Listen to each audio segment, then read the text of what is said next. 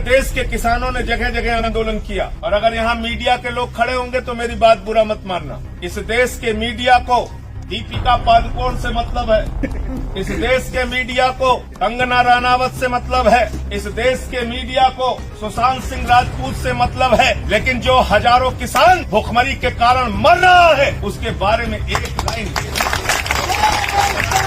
इस देश में कोई नेशनल हाईवे बने सबसे पहले किसान की जमीन चाहिए। कोई फैक्ट्री का निर्माण हो किसान की जमीन चाहिए, किसी कॉलेज का निर्माण हो किसान की जमीन चाहिए, अस्पताल का निर्माण हो किसान की जमीन चाहिए। देश में भुखमरी आए किसान से अनाज चाहिए, लेकिन बदले में जब किसान को उसके जमीन का दाम देने की बात आती है तो मिलकर दलाली खाने का काम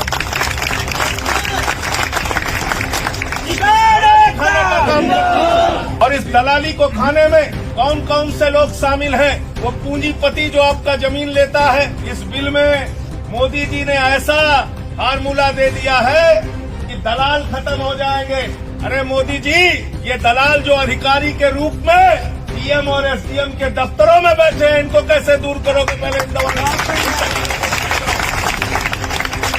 दलाल तो हर जिले में मौजूद हैं, यही पूंजीपतियों के दलाल हैं और इनको भी छोड़ दो। जो मंत्री बैठे हुए हैं, सरकार में जो नेता बैठे हुए हैं, जो ये पूंजीपतियों के दलाल हैं, इनकी दलाली कैसे दूर करोगे? इनको बिचौलिए से कैसे हटाओगे बताओ? तो इसलिए ये जो काम आपके साथ किया गया है, जितना भी मोहित जी ने बताया, 2007 का समझौता, समान मुआवजा देने का समझौता, मुआवजा बढ़ेगा तो बढ़ा हुआ मुआवजा दिया जाएगा, इसका समझौता और कोई मुंह जबानी समझौता नहीं, लिखित समझौता होने के बावजूद अगर आप इनको मुआवजा नहीं दे रहे हैं तो किसानों के साथ विश्वासघात कर रहे हैं, उनके पीठ में छुरा मारने का काम कर रहे हैं। इसलिए किसान भाइयों, साथियों और दोस्तों, इस आंदोलन को छोटा मत होने देना। इस आंदोलन की गति को हर दिन बढ़ाने का काम कीजिए। हम लोग आपके साथ खड़े हैं। देश के प्रधानमंत्री को भी मैं इस मामले में पत्र लिखूंगा, प्रदेश के मुख्यमंत्री को भी लिखूंगा और देश के कृषि मंत्री को भी लिखूंगा। आपके डीएम से भी पूछूंगा कि अगर तुमने लिखकर दिया है तो मुआवजा क्यों नहीं दिया जा रहा है। लेकिन इसके साथ साथ याद कर लेना, ये इतने बेशर्म है। आजकल एक कहावत है कि ना, कि बच्चे भी अगर नहीं रोते तो माँ दूध नहीं पिलाती। आपको जोर जोर से आवाज लगाने के लिए तैयार रहना पड़ेगा। इतनी जोर से आवाज लगाओ मिलकर कि ये गूंगे बहरे लोग जो बैठे हैं वो आपकी आवाज को सुन सके। और पूरे देश के किसानों ने जगह जगह आंदोलन किया और अगर यहाँ मीडिया के लोग खड़े होंगे तो मेरी बात बुरा मत मानना। इस देश के मीडिया को दीपिका पादुकोण से मतलब है, इस देश के मीडिया को कंगना रनावत से मतलब है, इस देश के मीडिया को सुशांत सिंह राजपूत से मतलब है, लेकिन जो हजारों किसान भुखमरी के कारण मर रहा है उसके बारे में एक लाइन। शर्म आती है तुम्हें? पूरे देश के अंदर आंदोलन हुआ, सड़कों पे कल किसान निकले, पंजाब के अंदर निकले, हरियाणा के अंदर निकले, उत्तर प्रदेश में निकले, कर्नाटक में निकले, गुजरात में निकले, केरल में निकले, हिंदुस्तान के हर हिस्से में आंदोलन हुआ। लेकिन आप क्या चला रहे हो? दीपिका पादुकोण, कंगना रनावत, रिया चक्रवर्ती, अरे निकलो, इस देश के चौथे स्तंभ हो। तुम्हारे पेट में भी रोटी इन्हीं किसानों की बदौलत पर। और मैंने देश की संसद में कहा था कि प्रधानमंत्री जी किसी अहंकार में मत रहना। चाय पिलाने आ गए थे दूसरे दिन जब मैं धरने पर बैठा था। बोले साहब चाय पी लीजिए, उप सभापति जी का दिल बहुत बड़ा हो गया, वो आपको चाय पिलाने आए। मैंने कहा मैं चाय की लड़ाई नहीं लड़ रहा हूँ, किसानों के चावल के दाम की लड़ाई लड़ रहा हूँ। चाय की लड़ाई मैं नहीं लड़ रहा। किसान को उसके फसल का दाम चाहिए, मैं इस बात की लड़ाई लड़ रहा। और मैंने आदर पूर्वक उनकी चाय वापस कर दी। चाय पिलाकर बेवकूफ बनाने का धंधा बंद कीजिए मोदी जी। 6 साल हो गया आपने किसानों को ठगने का काम।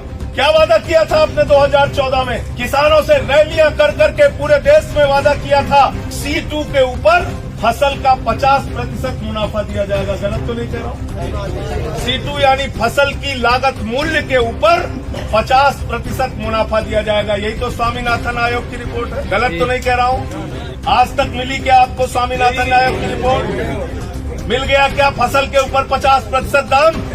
और आज क्या कहते हैं? कहते हैं मोदी जी ने कह दिया, यकीन कर लो आपको एमएसपी मिलेगी। अरे मोदी जी ने तो कहा था हर खाते में 15 लाख आएगा, आज तक नहीं आया। मोदी जी ने तो कहा था 2 करोड़ नौजवानों को रोजगार मिलेगा, 10 करोड़ बेरोजगारों की फौज हिंदुस्तान में खड़ी कर दी। मोदी जी ने तो कहा था जीएसटी से देश की तकदीर बदल जाएगी, 1 नेशन 1 टैक्स होगा, आज तक राज्यों का शेयर नहीं मिला। मोदी जी ने तो कहा था नोटबंदी से आतंकवाद खत्म हो जाएगा, नहीं खत्म हुआ। नोटबंदी से काला धन आएगा, नहीं आया। नोटबंदी के अलावा भी वादा किया था कि लाखों करोड़ रुपया काला धन हम विदेशों से लाएंगे और हर आदमी के खाते में कितना जमा कर देंगे, सबको याद है, कोई भूला नहीं।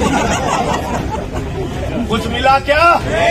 तो अब अगर मोदी जी कह रहे हैं कि एमएसपी देंगे तो एमएसपी मिलेगी क्या?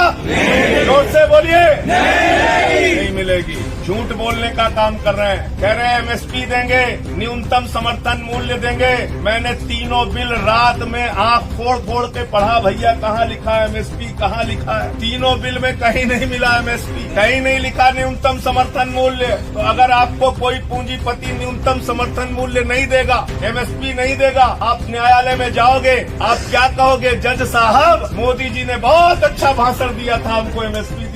जज साहब कहेंगे बिल में नहीं लिखा, इसको लो और भागो यहाँ से। तो समझ में आ गई। और दूसरी बात क्या लिखा है बिल में? उन्होंने लिखा है असीमित भंडारण की छूट होगी। युद्ध और महामारी को छोड़कर कोई भी पूंजीपति आपके अनाज को, आपके फल सब्जियों को, आपके चावल दाल को असीमित भंडारण कर सकता है। ये कानून में लिख दिया गया। यानी जमाखोरी अब हिंदुस्तान में लीगल हो गई, लीगल, कानूनी रूप से वैध हो गई। जमाखोरी इस देश के अंदर कानूनी रूप से वैध हो गई। अब कोई भी असीमित भंडारण कर सकता है। दूसरा क्या लिखा? दाम पर कोई कंट्रोल नहीं। अगर कम दाम दे देंगे तो आप लड़ नहीं सकते, ज्यादा दाम में देंगे तो भी आप नहीं लड़ सकते। यानी 20 रुपए किलो में चावल खरीदा जाएगा। अडानी अंबानी बड़े बड़े पूंजीपति उसको अपने स्टोर में रखेंगे और जब बाजार में चावल की, दाल की, गेहूं की कमी हो जाएगी तो वही चावल और दाल, गेहूं आपको 50 रुपए और 100 रुपए किलो में बेचा जाएगा। कालाबाजारी और महंगाई तीनों को बढ़ावा देने वाला ये बिल है। आज इस बिल की हकीकत जिसको समझ में नहीं आ रही है, याद रखना आने वाले दिनों में हिंदुस्तान के लोग खून के आंसू रोएंगे। इसलिए साथियों और दोस्तों, इस बिल का विरोध मैंने संसद में भी किया और सड़क पर भी कर रहा हूँ, आगे भी करूंगा। साथ और सहयोग चाहिए, हम लोग मिलकर इस। और एक बात और हाथ जोड़कर कहूंगा, चौधरी साहब कहते थे देश की तरक्की का रास्ता खेतों और खलिहानों से होके जाता है। और हिंदुस्तान में बड़े नेता हुए, देश के पूर्व प्रधानमंत्री स्वर्गीय चौधरी चरण सिंह जी और देश के पूर्व उप प्रधानमंत्री देश के चौधरी स्वर्गीय चौधरी देवीलाल जी, ये दोनों किसानों के बड़े नेता हुए, बड़े नेता हुए। जिंदगी भर किसानों की लड़ाई लड़ी, किसानों की चिंता। लेकिन उनके साथ जब वोट देने के लिए किसान जाता था तो वे नहीं देखता था कि हम जाट हैं, कि गुर्जर हैं, कि ठाकुर हैं, कि यादव हैं, कि ब्राह्मण हैं, कि दलित हैं, कि सवर्ण हैं। लेकिन दुर्भाग्य से इस भारतीय जनता पार्टी की सरकार ने हिंदू और मुसलमान में किसानों को बांट दिया, जातियों में किसानों को बांट दिया। किसान भाइयों, आपकी एक जाति है, किसान जाति, और इस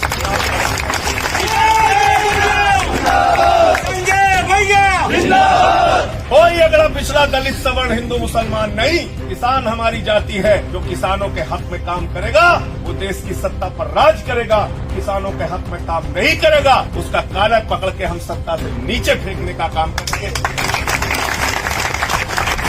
इन्हीं शब्दों के साथ, इन्हीं बातों के साथ फिर से एक बार विश्वास दिलाते हुए कि आपकी इस लड़ाई में पूरी तरह से हम लोग आपके साथ हैं। हमारी पूरी टीम गाजियाबाद के साथ ही आपके आंदोलन में रहेंगे। इसको जहां पर राष्ट्रीय स्तर पे, प्रदेश के स्तर पे उठाने की जरूरत है, मैं हमेशा आपके साथ रहूंगा। बहुत बहुत शुक्रिया, बहुत बहुत धन्यवाद। किसान एकता, किसान एकता।